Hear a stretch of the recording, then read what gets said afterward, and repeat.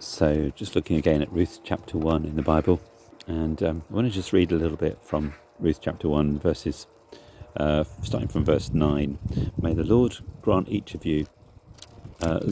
the Lord grant that each of you will find rest in the home of another husband. So this is Naomi talking, Ruth's mother-in-law.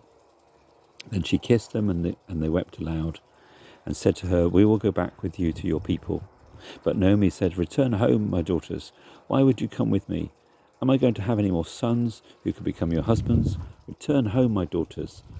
I am too old to have another husband. Even if I thought there was still hope for me, even if I had a husband tonight and then gave birth to sons, would you wait until they grew up? Would you remain unmarried for them? No, my daughters, it is more bitter for me than for you, because the Lord's hand has gone out against me." At this they wept again. Then Orpah kissed her mother-in-law goodbye, but Ruth clung to her. And then it goes on. Look, said Naomi, "Your sister-in-law is going back to her people and her gods. Go back with her." But Ruth replied, "Don't urge me to leave you or to turn back from you. Where you go, I will go, and where you stay, I will stay. Your people will be my people, and your God, my God. Where you die, I will die, and there I will be buried. May the Lord deal with me, be it ever so severely, if anything but death separates you and me." When Naomi realized that Ruth was determined to go with her, she stopped urging her.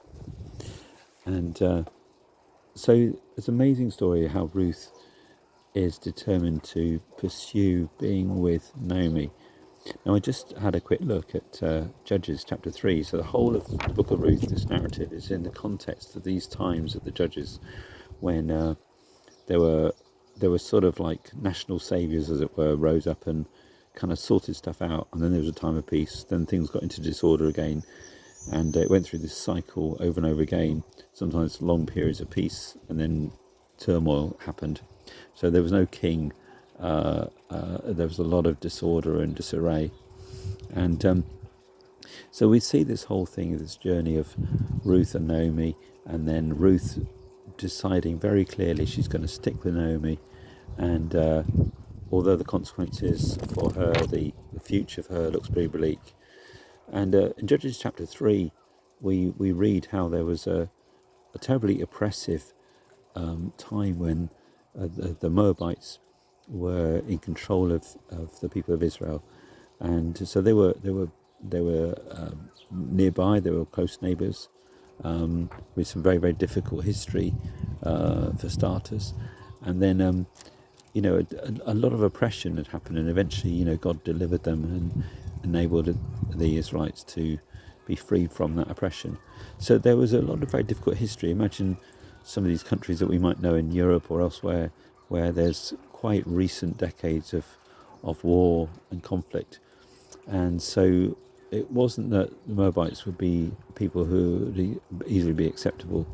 In actual fact, they were seen as contaminating the nation if they were going to be taken as a wife into a home, that sort of thing. So definitely they would be unacceptable people, and it was actually a rule that if you had a Moabite in the family line, that you wouldn't be able to enter the presence of God, the temple, for 10 generations. So all the odds were pretty much stacked against Ruth. Nothing about it seemed like this is giving you a future and a hope, and yet something in her, something much more profound, is deep within her heart that sees the hope and purpose that she's going to get connected up to. And so we will be, with all that sort of backdrop, we'll see in the next little video what begins to unfold.